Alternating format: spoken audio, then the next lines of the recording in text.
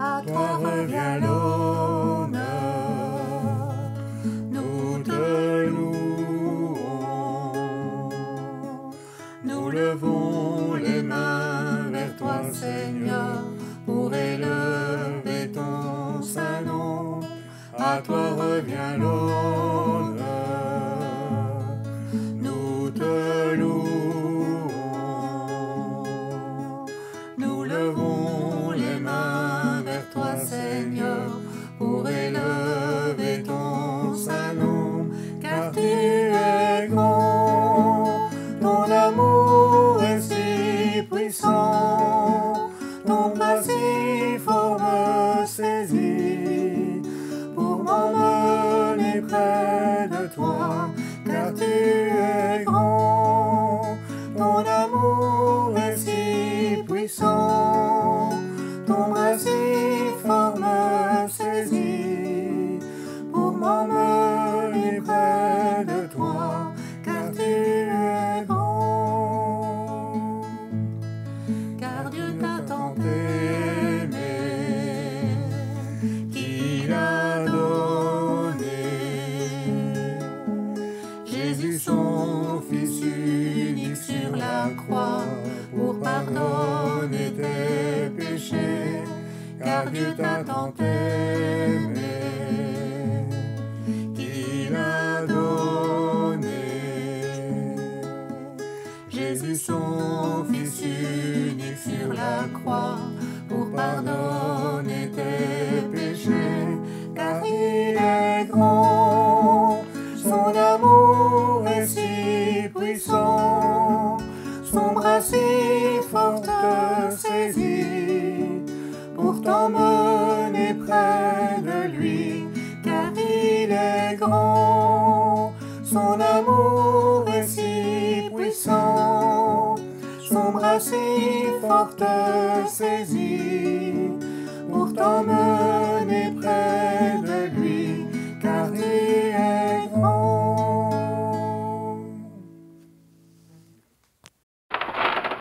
Quel est mon besoin essentiel? Moi je le connais, et vous? Quel est votre besoin essentiel? Celui auquel vous tenez, que vous essayez d'atteindre. Quel est ce besoin essentiel qui est le nôtre?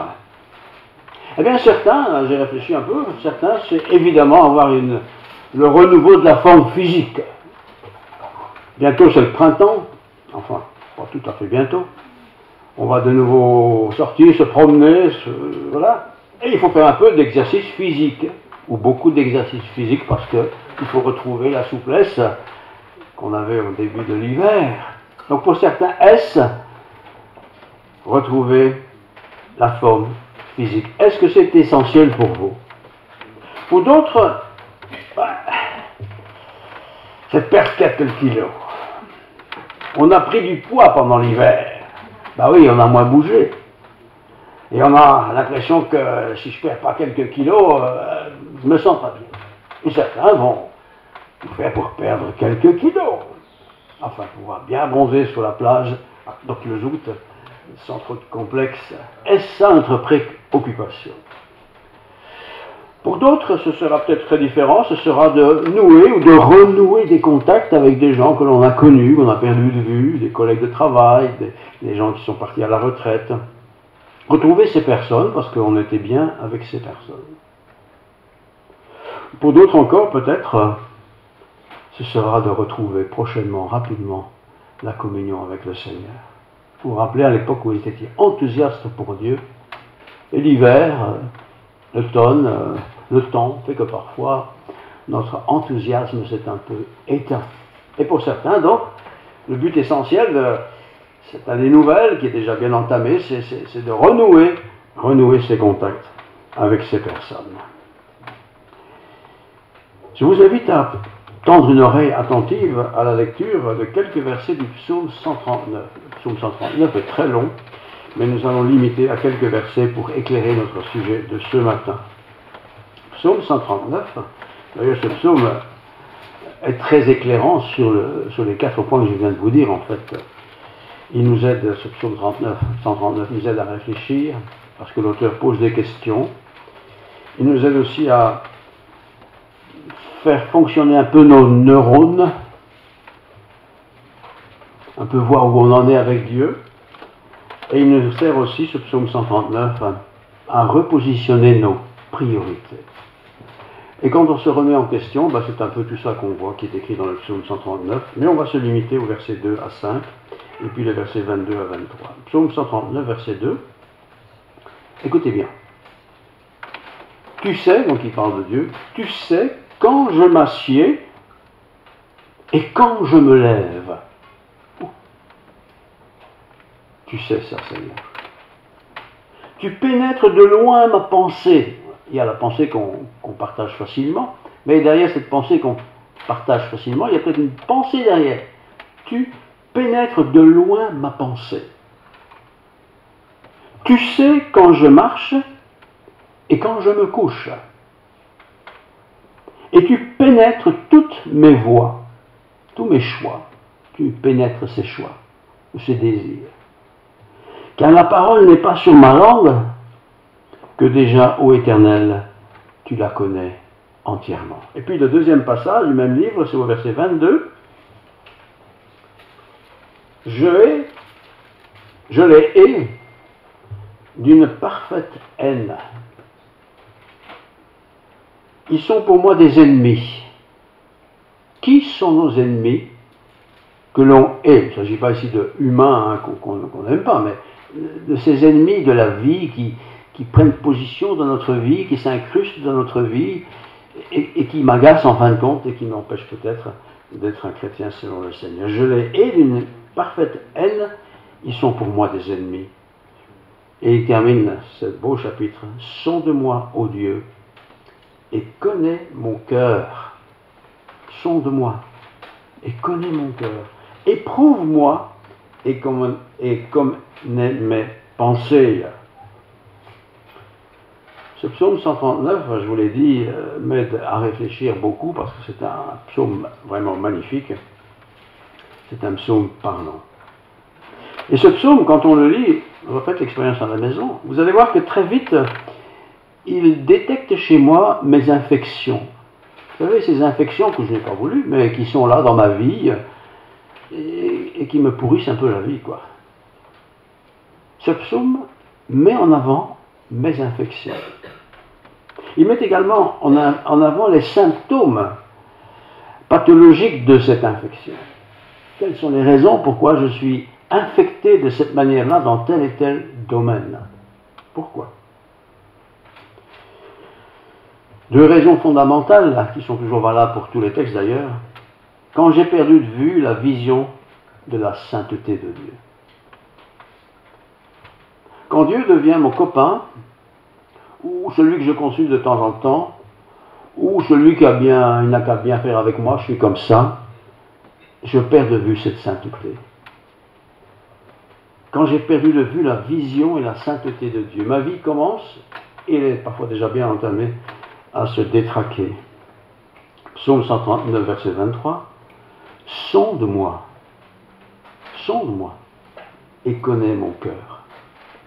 Éprouve-moi et connais mes pensées. C'est une prière fondamentale, ça. Parce que je permets au Seigneur d'incruster ma vie et de mettre en évidence ce qui dans ma vie n'est pas bien. Deuxième chose, c'est quand j'oublie la colère. Quand j'oublie la colère insoutenable pour Dieu. Quand mon cœur est en colère contre ceci ou contre cela, contre telle et telle personne, c'est quelque chose que Dieu ne peut pas soutenir de la part de ses enfants. Je pense que nous nous contentons généralement, en tant que chrétiens, individus, très facilement à une espèce de piété légère, du style « Ah ben moi je prie, hein ». Bon, il y a des incroyants qui prient aussi, vous savez. Moi, vous savez, je vais à l'église, hein. Il y a des incroyants qui vont à l'église aussi, ou dans nos lieux de culte, de prière. Ou alors, pour déterminer que je suis quand même quelqu'un de pied, ben moi, vous savez, je fais la morale. Hein. Quand quelqu'un ne fait pas bien les choses, je lui dis. Ou alors encore, moi je donne à l'offrande, hein, et j'y tiens. Nous nous contentons facilement d'une vie spirituelle malade. Mais physiquement, quand on est malade, qu'est-ce qu'on fait? Ben, on va consulter un médecin. Un médecin qui va écouter ce qu'on va lui raconter et qui va essayer d'apporter le remède adéquat à notre problème. Alors imaginez que vous allez demain chez le médecin et qu'il vous dise: alors bonjour monsieur, bonjour madame, qu'est-ce qui se passe? Bah rien de spécial. Hein? Mais pourquoi vous venez me voir alors? Bah rien, pour vous voir, pour que vous me disiez tout va bien. Un médecin ne m'a jamais fait ça comme ça. Normalement non. Il m'a dit: mais je vais quand même un peu prendre votre tension là. Mettez un peu, regardez vos yeux. Vite, il va détecter s'il y a quelque chose qui ne va pas. Il est médecin, bien entendu. Vous dormez bien, monsieur? Vous n'êtes pas ballonné, monsieur? Enfin, tout ce genre de questions. Et très vite, il va détecter plus ou moins qu'est-ce qu'il pourrait y avoir chez nous. Alors, bien sûr, on n'aime pas se dévoiler devant qui que ce soit, et certainement pas non plus devant le médecin. On dit ce qu'on veut bien dire. Ce qui est un peu délicat, on ne le dit pas trop vite en tout cas. Hein? Et pourtant, le médecin qui connaît les humains, il sait que vous êtes là, que nous sommes là, parce que nous avons quelque chose. Peut-être que la chose que nous avons, nous la connaissons bien, mais on n'a pas envie de le dire. Alors on va faire un peu de blabla. Et si c'est un médecin qui est plutôt psychologue, il va vite déterminer qu'enfin, il ne vient pas pour une grippe, il vient pour autre chose. Mais il est médecin, il est poli, il est délicat, évidemment. Alors, quand je m'examine, moi, avant d'aller chez le médecin, bah, c'est pas ce que je sais, sauf si je suis vraiment malade, hein, je parle ici, je parle du physique, je parle du spirituel, ou de l'émotionnel, ou des choses comme ça. Bah, je sais que dans ma vie de chrétien, j'ai perdu un peu la sainteté de Dieu. Je flirte avec une sainteté qui n'en est plus une. Avant, j'aurais jamais fait ça, et maintenant, bah, je le fais sans problème. Inquiétant, ça. Parce que ce qui était vrai à 5 ans, quand j'étais enthousiaste pour Dieu, pourquoi il n'est plus vrai aujourd'hui dans ma vie? Je vais chez le médecin parce que j'ai un problème. Je ne l'avais pas avant, mais maintenant je l'ai. Mais je ne veux pas avoir ce problème sur le dos tout le temps. Donc je vais voir un médecin. Et de préférence un bon médecin. Alors, une des premières choses pour une santé spirituelle défaillante chez le chrétien, c'est qu'on n'a plus l'idée de la sainteté de Dieu. Dieu veut un peuple saint. Et quand il y a des gens qui ne sont pas saints dans ce peuple, Dieu est triste. Parce qu'il risque d'infecter les autres. J'ai peut-être perdu la vue et la personne de Jésus-Christ et de son œuvre. Autrefois, j'étais heureux de savoir que Christ s'était chargé de tous mes péchés, qu'il était mort à la croix pour ça, mais aujourd'hui, bon, ça ne me dit plus grand-chose, ça ne me touche plus, ça ne me parle même plus. Jésus, oui, c'est le Fils de Dieu, et bon, ça se limite à peu près à ça. Eh bien, si vous avez un tel symptôme, il est temps d'aller voir un médecin. Je parle ici pas de médecin physique, mais un médecin spirituel. Il est temps de reconsulter quelqu'un qui pourra peut-être nous aider. Troisième élément de symptôme qui pourrait être déterminant dans la vie, quand je vais voir un médecin, je parle ici maintenant du spirituel, c'est quand je ne me rends plus compte de la gravité du péché. Avant, un péché c'était grave. Aujourd'hui, je fais des péchés gros et ça ne m'influence même plus du tout. Je mens, mais je mens allègrement. Je triche. Avant, je n'aurais jamais triché. Maintenant, je triche volontairement. Et ça ne me touche plus. Il est temps d'aller voir le médecin. Et il est plus que temps d'essayer de se débarrasser de cela avec les conseils qu'il donnera. Quatrième point, qui est un symptôme important, c'est que je cède avec facilité à toutes les convoitises. Je convoite des choses qui sont illégitime, interdite par Dieu. Et maintenant, ça ne me touche plus. Je suis bien à l'aise avec ça. Ça ne me gêne plus de draguer la femme de mon voisin. Ça ne me gêne plus. C'est marrant. Symptôme grave à consulter absolument. Autre élément peut-être qui peut nous aider à aller consulter la parole de Dieu, c'est quand la Bible pour moi devient un livre que je n'ouvre même plus. Je ne le consulte plus. De temps en temps, quelqu'un lit quelque chose à l'église, mais encore j'entends plus ou moins, mais pas grand-chose. Je ne le consulte plus. Alors il est temps d'aller voir un médecin. Hein. Il est temps de retourner près de Dieu. Ne plus avoir de l'intérêt pour la parole de Dieu. En tout cas, pas simplement la connaissance historique des choses, mais la profondeur de ce qui est écrit. Un autre symptôme très intéressant, c'est quand maintenant je sais que c'est moi qui décide de ma vie. Je ne prends plus la peine, je reviens au même sujet, mais quand même, je ne prends plus la peine de consulter Dieu. Je fais ce que je veux, je suis grand, je suis majeur, je suis libre. Je décide. Un autre symptôme auquel il faut faire attention, c'est quand ma relation avec Dieu, lui et moi et lui, devient une relation complètement froide, distante. Oui, je vais encore au culte quand même, de temps en temps, pas trop souvent quand même. Je parle plus avec les autres. J'ai d'ailleurs pas envie de parler avec eux, j'ai pas envie qu'ils me posent des questions non plus. C'est un symptôme. Mais je suis peut-être pas en bonne santé. Un autre symptôme, et je l'ai écrit en rouge dans mes notes, c'est quand je ne me rends même plus compte que dans le fond, je ne prie plus. Dans le fond, je ne lis même plus la Bible pour rencontrer Dieu au travers de cette parole. Quand je suis dans cet état-là, c'est grave ce que j'ai. C'est très grave. Il est plus que temps d'aller consulter le Seigneur. Dans le livre du Cantique des Cantiques, il y a un petit verset discret qui dit ceci. Je le lis.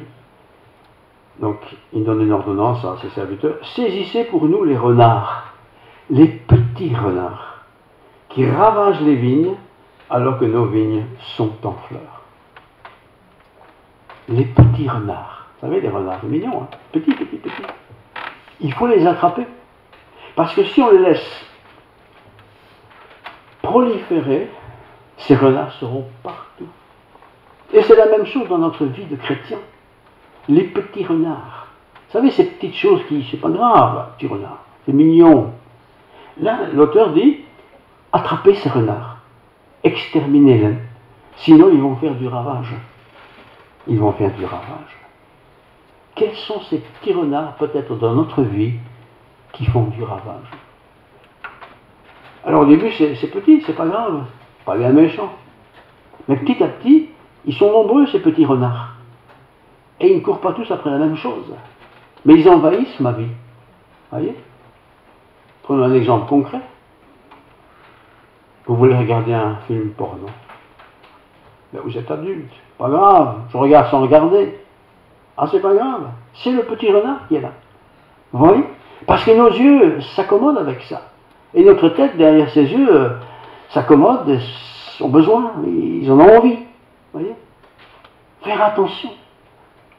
Alors quand on va chez le médecin, je parle du médecin physique, on donne d'abord les grandes lignes, et puis le médecin connaît l'humain, et il va poser quelques questions plus petites, plus fines, pour savoir en fin de compte qu'est-ce qui ne va pas. C'est un peu ce qu'il faut faire avec le Seigneur. Et comment je fais? Eh bien, vous êtes au culte, vous écoutez le culte, tout le monde écoute le culte, vous dites, tiens, mais qu'est-ce qu'il a été dit là? Et si c'était pour moi que Dieu parle au travers de cette personne, un chant, n'importe d'ailleurs, oui, et que Dieu a découvert chez moi un symptôme qui est bien embêtant, parce que s'il continue à grossir, il va me déranger complètement. On peut toujours penser que, ben moi ça va quand même, c'est pas trop mal, hein. Je suis en bonne santé, je vais à l'église, je souris, je fais ma petite béa et tout le monde est content. Oui, mais comme il y a des gens qui vont chez le médecin, c'est un peu mon style, ça, toujours bonne humeur, on dit que je suis en bonne santé. Mais le médecin, il sait. Mais le médecin, il est malin. Parce que si je vais le voir et qu'il me pose des questions, et puis je dis tout va bien, il va dire qu'est-ce qu'il a dû faire? On va faire une prise de sang. Alors il fait la prise de sang. Et alors, ça passe auprès des spécialistes qui vont détecter quoi? Ben, souvent, c'est là qu'ils détectent tous les petits problèmes que j'ai peut-être, qui, en apparence, ne sont pas là. Alors, vous recevez un petit récipient, un petit résumé dans votre ordinateur. Il y a 50 questions, il y en a 3-4 qui sont soulignées, vous les repérez tout de suite. Ouf, je ne savais même pas que j'avais ça. Ben non, visiblement, vous ne l'avez pas. Mais le sang, l'examen montre que vous êtes en danger, là. Alors, vous pouvez bien sûr prendre les 4 ou 5 éléments qu'il faut adapter et dire, bon, c'est pas grave, les autres vont bien, je suis content comme ça. Le médecin, s'il est un bon médecin, allô, André, parce qu'il ne m'appelle André, hein. Oui, faut que tu viennes me voir, hein. Ah bon? Un problème? Bah, plutôt, ouais. Oh, quelle horreur. Quand on se présente devant Dieu comme ça, sincèrement, honnêtement, Dieu et moi et Dieu. Et on sait bien quand il y a quelque chose dans ma vie qui n'est pas bien, dans notre vie qui n'est pas bien, on le sait. Et on le sait d'autant plus quand on dit au Seigneur, montre-moi la voie que je dois suivre. Mais parfois, il nous montre une voie qu'on n'a pas envie de suivre. Attention. Attention, ces petits renards. Ces petits renards, c'est peut-être l'orgueil. C'est peut-être la convoitise. Et quand ils font une prise de sang, ils voient tout, hein, une longue liste, hein, c'est incroyable ce qu'il y a dans le sang, dans le fond. C'est la paresse aussi. C'est le manque de maîtrise de soi. Hein. C'est l'idolâtrie. C'est la rébellion. C'est l'égoïsme. C'est la malhonnêteté. C'est l'amertume. C'est l'incrédulité. Je vous lis textuellement ce qui est écrit dans ce passage magnifique. Alors si le médecin vous dit tout est rouge chez vous, alors on est grave. Hein. Mais tout n'est jamais tout rouge. Hein. Il y a quand même des choses qui sont positives. Mais il y en a qui sont pas bonnes. Et c'est celle-là auquel il faut porter une attention. Prise de sang. Est-ce que j'ai envie de me laisser faire avec une prise de sang? Est-ce que j'ai envie de permettre au Seigneur de faire une prise de ma vie spirituelle? Vous savez, Dieu, il n'impose rien, lui. Hein. Il nous invite. Comme le médecin vous dit, il faudrait vous voir 2 fois par an, 3 fois par an pour examiner si tout va bien. On peut dire, moi je vais bien, je n'y vais pas. Très bien. Mais s'il y a quelque chose qui ne va pas entre-temps, c'est un peu embêtant. C'est la même chose avec Dieu.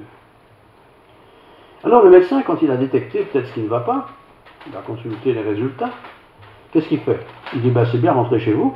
Non, il dit, on va vous donner un petit remède pour les petits problèmes que vous avez. Et puis il propose des remèdes. Et il les pose gentiment. Il dit, il faudrait essayer de, etc., etc. Je peux toujours rentrer chez moi, bah cause toujours. Hein. Moi, je continue à fumer, hein, pour ceux qui fument. Ou, etc., etc. Manger trop de gâteaux, c'est pas bon non plus. On est comme ça. On pense que, bon, c'est pas grave, c'est pas catastrophique, petites choses comme ça. C'est comme le péché, c'est jamais catastrophique, hein, chez le chrétien. Mais c'est rongeur. Ça contamine, quoi. Ça contamine. Bien sûr, pour être guéri d'un problème chez nous, un problème spirituel, qu'est-ce qu'il faut faire? Ben d'abord, il faut faire ce que le psalmiste nous dit, psaume 36, approche-toi de Dieu. Et quand vous allez voir le médecin, vous avez déjà remarqué, il ne se met pas au milieu d'une salle théâtrale, hein. C'est dans un petit bureau. Très petit, hein, pas beaucoup de place en fin de compte. On est là dans ce bureau, lui et nous. Et on peut avoir confiance de la relation entre ce médecin et vous. C'est comme Dieu. On peut crier haut et fort, oh, je suis un grand pécheur, mais ça on le sait. Mais les petites choses qui sont très, très malsaines, bah, j'aime autant les dire au Seigneur quand je suis seul avec lui. Et le Seigneur entend cette prière. Seigneur, tu me connais. Tu sais bien que j'aime bien les bonbons et les chocolats. Au point d'un exemple, il n'en est pas un bon. Tu le sais bien. Ben oui, mais il faudrait quand même un peu diminuer, quoi. C'est ce que dirait le médecin. Psaume 36, verset 10, le psalmiste déclare ceci. Par ta lumière, nous voyons la lumière. Le médecin n'est pas là pour faire un grand discours, pour être moralisateur, mais il dit que là, il faut soigner ça. Et il met la lumière en évidence sur ce petit problème qu'il faut soigner. Alors je vous conseille ceci, je vous conseille cela. Mais vous pouvez encore faire ou ne pas le faire, ce qu'il recommande. Deutéronome, verset 7. Moïse rafraîchit la mémoire défaillante du peuple d'Israël. Et il dit, n'oublie pas de quelle manière tu as irrité l'Éternel ton Dieu dans le désert. N'oublie pas ça. 2 millions de personnes. 2 millions de personnes qui ont quitté l'Égypte, qui visaient la terre promise. Mais il fallait passer par le désert. 40 jours était suffisant. Ils sont restés 40 ans. Pourquoi? Parce qu'ils n'ont pas voulu se soigner. Tout simplement. C'est comme nous. On a un petit bobo, ce sera vite guéri avec le remède que le médecin va prescrire, mais on n'y va pas, on ne le fait pas, on ne le prend pas. Et ce petit bobo là devient un grand bobo, et parfois il faut opérer parce qu'on n'a pas soigné ce petit bobo. C'est comme ça avec le Seigneur. Quand Dieu dit repens-toi, il ne dit pas ça pour nous humilier.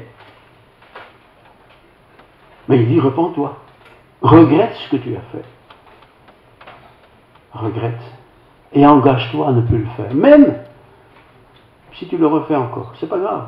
Repens-toi sincèrement. Et essaie de ne plus le pratiquer. Dépouille-toi de toutes ces œuvres mortes qui t'environnent. Ah, moi j'ai fait ceci, ah, moi j'ai fait cela. Et on les raconte, les œuvres. Oh, tout le monde les connaît, hein. Blablabla. Dépouille-toi de tout ça. Ça, c'était quand tu étais jeune, quand tu avais 20 ans, tu étais en grande forme. Maintenant, tu as 70 ans, tu deviens grinçant, il faut changer un peu de vie, quoi. Débarrasse-toi de tout ça. Ressaisis-toi. Reprends une bonne vie, une bonne hygiène de vie. C'est l'image. Hein. Laisse le Seigneur aussi imprimer sur ta vie sa sainteté. Ici, ça ne m'a plus avec le docteur, parce que je n'aimerais pas qu'il imprime sur moi sa vie. Mais ce qu'il dit, en tout cas, ça a certainement beaucoup de valeur. Pour terminer, je vous lis un texte de l'épître de Paul aux Galates, Éphésiens 4, 2 et 3. Nous nous efforçons de conserver l'unité de l'esprit par le lien de la paix. C'est vrai pour l'Église, c'est vrai pour papa et maman, c'est vrai pour l'homme et la femme. Je relis. Vous efforçant, il y a un effort à faire. Hein? S'il y a un médicament qu'il faut suivre, il y a un effort à faire. Si je dois me priver de telle chose, il y a un effort à faire. Peut-être faire un peu d'exercice, il y a un effort à faire. Vous efforçant de conserver l'unité de l'esprit par le lien de la paix. Il y a un seul corps, un seul esprit, comme aussi vous avez été appelés à une seule espérance par votre vocation. Il y a un seul Seigneur, une seule foi, un seul baptême, un seul Dieu et Père de tous, qui est au-dessus de tous et parmi tous et en tous. Il y a beaucoup de médecins, il y a beaucoup de patients. Les médecins n'ont pas tous les mêmes avis, mais je pense que tous les médecins, normalement, font ce qu'ils peuvent pour que vous soyez bien dans votre santé. Et s'il a donné un conseil, suivez-le. Et si vous avez l'impression qu'il raconte des cracks, n'écoutez pas votre cœur, écoutez le médecin. Alors je transpose ça à la parole de Dieu. Je peux très bien ouvrir la parole de Dieu, écouter un sermon comme celui d'aujourd'hui qui n'est pas très méchant, et dire oui, mais là il exagère un petit peu. Vous pouvez le dire, hein. Mais si vous le dites, et que vous ne voulez pas corriger ce qui en vous est un peu pas trop bien, eh bien vous allez augmenter votre souffrance. À un point que vous allez accepter tout ce qui est détraqué chez vous. Voilà. Une fois qu'on devient vieux et qu'on devient plus petit, tout ce qu'on veut, on s'habitue avec ça. On s'habitue avec ça. Il ne faut pas s'habituer à ce qui n'est pas bien. On peut certainement encore continuer à vivre, hein, mais on ne peut pas s'habituer à ça. Faites un peu de sport, tout le monde le dit. Marchez 1,2 km chaque jour. Oui, c'est bon, une fois par an. Quand la voiture est en panne. Mais non, le médecin le dit, parce que c'est vrai. Fais un peu de sport, d'ailleurs l'Écriture le dit. Fais un peu d'exercice, ce sera bien pour toi. Fais un peu d'exercice spirituel, ce sera bien pour toi. Alors le médecin, quand il a fini son auscultation et ses petits conseils, qu'est-ce qu'il dit? J'aimerais bien vous revoir. Dans 20 ans. Cool. S'il dit dans un an, c'est un peu court ça. Et s'il vous dit dans un mois, alors c'est vraiment trop court là. Ça veut dire que ce que j'ai est un vrai problème. Il faut aller un peu vite là. Eh bien c'est comme le péché, vous savez. Il y a des péchés, bon, on ne fait plus attention, c'est pas la fin du monde. C'est un péché quand même. Mais il y a des choses qui sont importantes. Des péchés qui sont peut-être importants, que je pratique. Il faut s'en débarrasser. Il faut se détacher de ça. Pour que je puisse tout simplement être spirituellement quelqu'un de bien. Pas pour qu'on dise, ah, c'est un beau parleur, c'est bien prié, tout ça. Non, non. Quelqu'un de bien dans ma vie.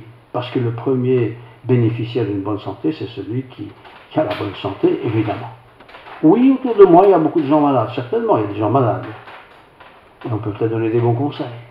Mais pour nous, qui sommes chrétiens déjà, eh bien Dieu donne ses conseils. Viens à moi, toi qui es fatigué. Et je relis versets 4, 2 à 3.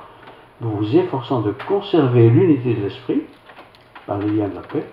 Il y a un seul corps, un seul esprit, comme vous aussi vous avez été appelés à une seule espérance par votre vocation.